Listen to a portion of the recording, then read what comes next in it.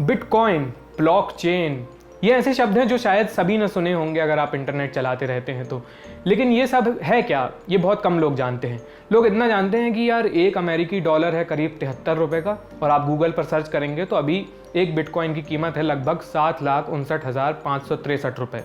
ये बिटकॉइन क्या चीज़ होती है? बिटकॉइन है ना, एक नए टाइप का पैसा है, डिजिटल करेंसी। और नए पैसे का इस नया नेटवर्क है, ये पूरे अलग ही तरीके से काम करता है। आमतौर पर होता यह है कि डिजिटल पैसे के लेन देन में कोई ना कोई एक बैंक बिचौलिया होता है। जैसे आप कोई भी पेमेंट ट्रांजैक्शन की ऐप यूज़ करते हैं तो उसमें आपका बैंक एक बिचौलिया होता है। लेकिन बिटकॉइन में कोई भी बैंक नहीं है, कोई बिचौलिया नहीं है। हिसाब जितने यूज़र्स हैं उस करेंसी के, सबके पास रखा जाता है, और ये सब बहुत सिक्योर तरीके से चल रहा है। अगर बैंक बीच में नहीं है तो ये सिस्टम काम कैसे करता है? ये पूरा सिस्टम चल कैसे रहा है? ये चल क्या रहा है? ये सब चल रहा है एक टेक्नोलॉजी के ऊपर जिसका नाम है ब्लॉकचेन। ये एक बहुत ही बवाल टेक्नोलॉजी है जिसका नाम पिछले दिनों बहुत पॉपुलर हुआ है। नमस्ते, मैं आयुष हूँ। आप दी लल्लन टॉप की नई सीरीज देख रहे हैं जिसका नाम है साइंस वाला। साइंस वाला में हम एक्सपर्ट्स से बात करते हैं, साइंस और टेक्नोलॉजी की फील्ड से जुड़े हुए एक्सपर्ट्स, जिन्हें उस सब्जेक्ट का बहुत ज़्यादा नॉलेज होता है, आपसे और हमसे ज़्यादा नॉलेज। और वो नॉलेज फिर हमारे साथ बांटते हैं, हम उसे आपके साथ बांटते हैं। इस एपिसोड में हम ब्लॉकचेन टेक्नोलॉजी के बारे में जानेंगे, और साइंस वाले के इस एपिसोड में हमारे एक्सपर्ट हैं Saurabh Sachdeva. Saurabh city college of New York में रिसर्च स्कॉलर और एडजंक्ट प्रोफेसर हैं, और इनका फील्ड ऑफ वर्क भी यही है, applications of blockchain technology. Saurabh से हम समझेंगे कि ये क्या चीज़ है, इसका काम किन किन जगहों पर किया जा रहा है, और आगे इनका काम किन किन जगहों पर होगा, और ये खुद इसके ज़रिए क्या काम कर रहे हैं। तो चलिए सौरभ से बात करते हैं।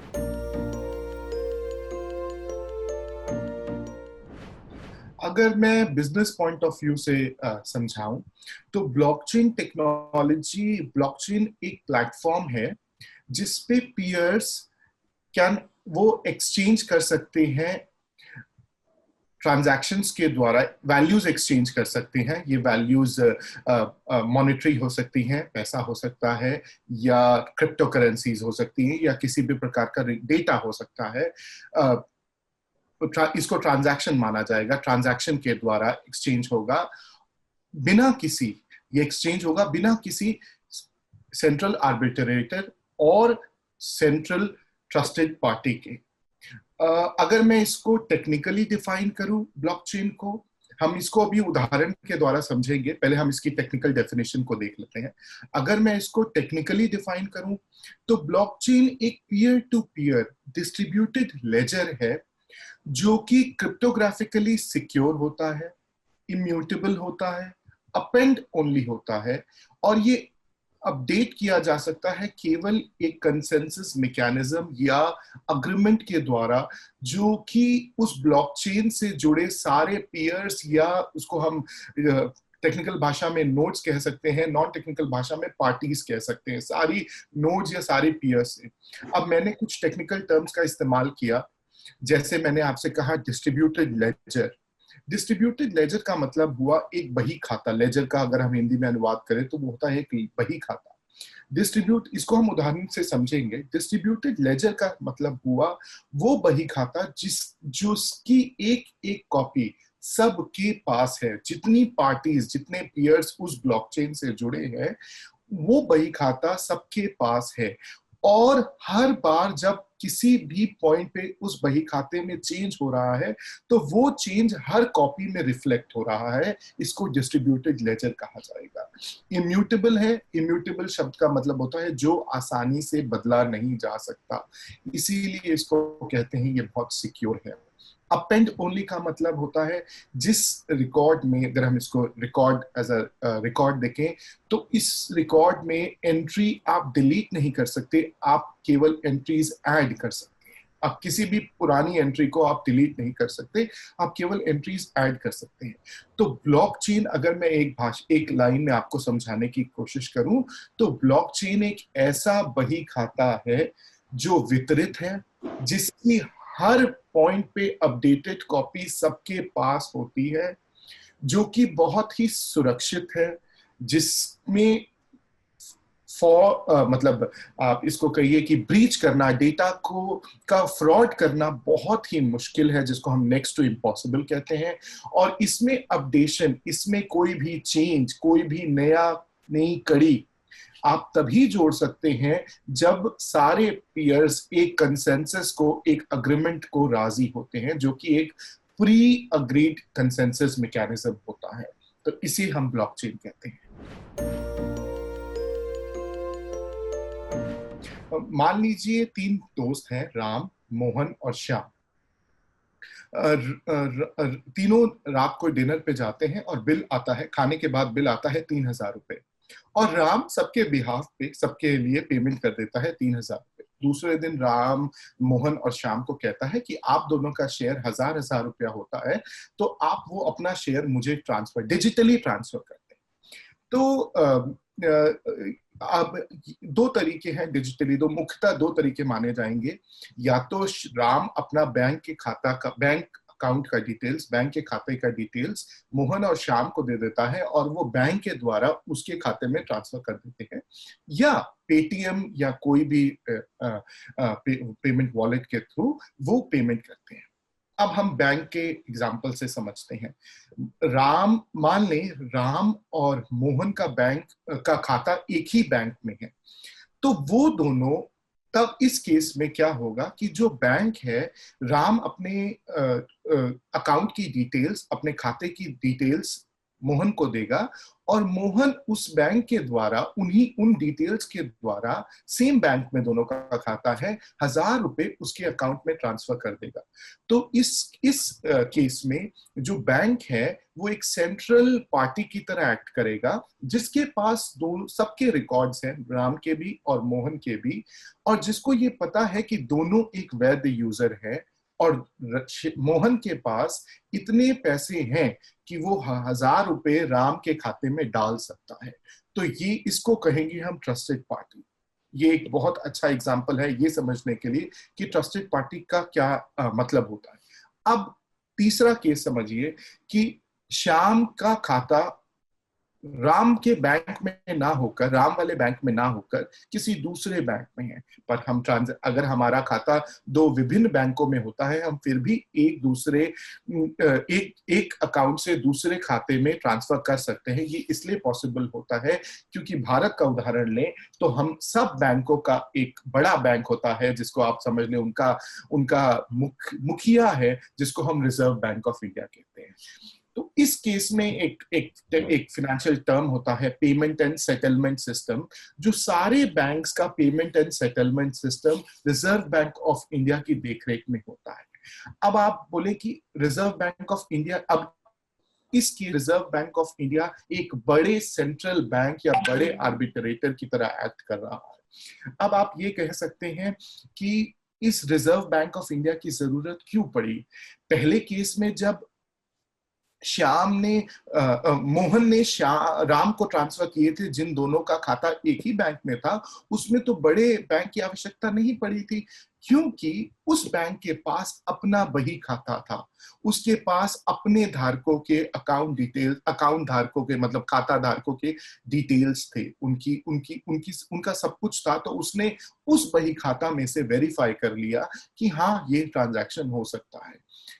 रिजर्व बैंक के पास हर बैंक्स का बही खाता है, तो वो उस बही खाते से वेरीफाई करके एक बैंक से दूसरे बैंक में ट्रांजैक्शन कर देते हैं।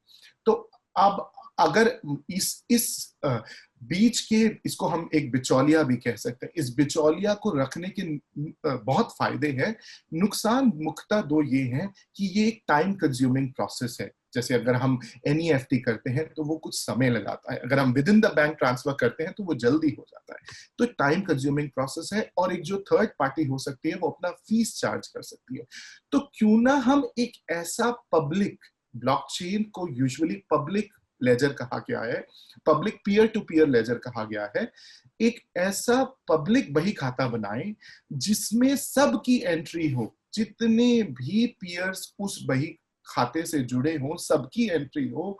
तो मुझे उस बड़े बैंक के पास, मुझे उस बिचौलिए के पास किसी भी ट्रांजैक्शन को करने के लिए नहीं जाना पड़ेगा। तो इसीलिए ये कहा गया कि ब्लॉकचेन एक बहुत ही उपयोगी टेक्नोलॉजी है, क्योंकि हम इसके माध्यम से बहुत ही सिक्योर ट्रांजैक्शन और बिना ये एनक्रिप्टेड होता है क्रिप्टोग्राफिकली, तो बिना ही पहचान जाहिर किए हम इसमें ट्रांजैक्शन कर सकते हैं, जिसमें हमको एक बिचौलिए की आवश्यकता भी नहीं पड़ती।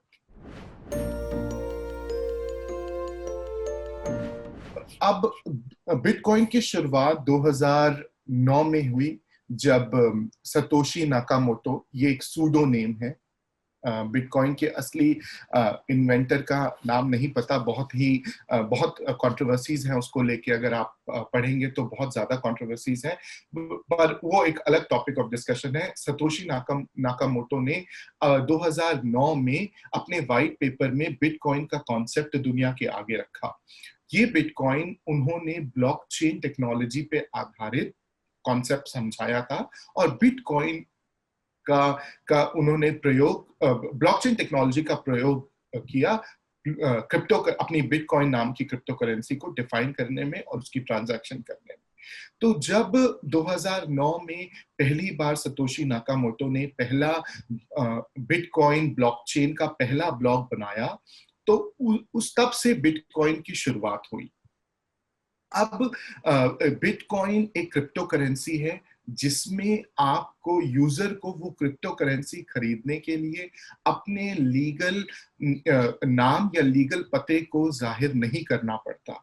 आपको सिर्फ एक अपना वॉलेट बनाना है, जिसको हम क्रिप्टो करेंसी वॉलेट कहते हैं, जो इस केस में बिटकॉइन वॉलेट कहा जाएगा। वो वॉलेट बनाना है, और आपके उस वॉलेट का एक पब्लिक एड्रेस होगा, तो जिसके द्वारा आपकी पहचान की यू आर द होल्डर, आप एक बिटकॉइन के धारक है, ये पहचान छुपी रहेगी।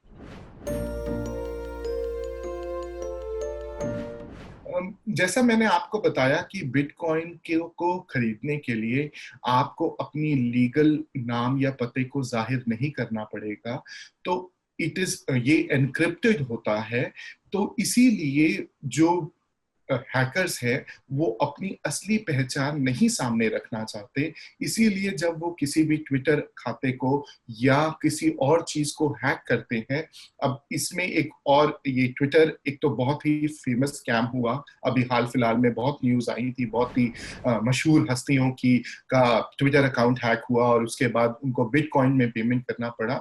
ये बहुत न्यूज बनी।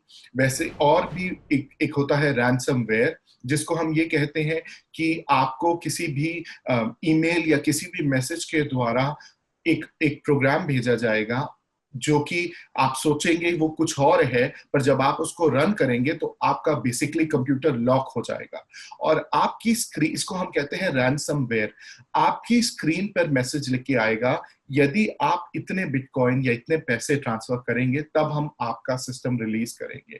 और आपको हैरानी होगी कि बहुत बड़े बड़े सिटीज की एडमिनिस्ट्रेशन, बहुत अच्छी अच्छी सिटीज की एडमिनिस्ट्रेशन को, जिनके पास इतना सिक्योर सिस्टम नहीं हुआ है, उनको भी इस रैंसमवेयर का सामना करना पड़ा है, और उन्होंने पेमेंट करके अपने सिस्टम को रिलीज किया है।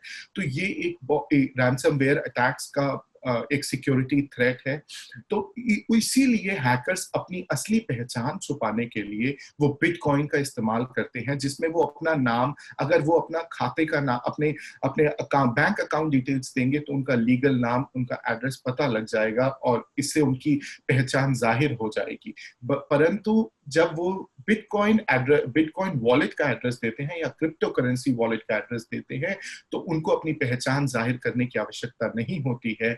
उस एड्रेस के माध्यम से, एक दो कीज होती हैं, पब्लिक की और प्राइवेट की, उनके माध्यम से ये ट्रांसफर सुनिश्चित हो जाता है, और हैकर को अपने बिटकॉइंस मिल जाते हैं, जिसको वो वापस में अपने पैसे में कन्वर्ट कर सकता है। तो इसीलिए वो अपने आप को बचाने के लिए, अपनी पहचान छुपाने के लिए बिटकॉइंस का इस्तेमाल।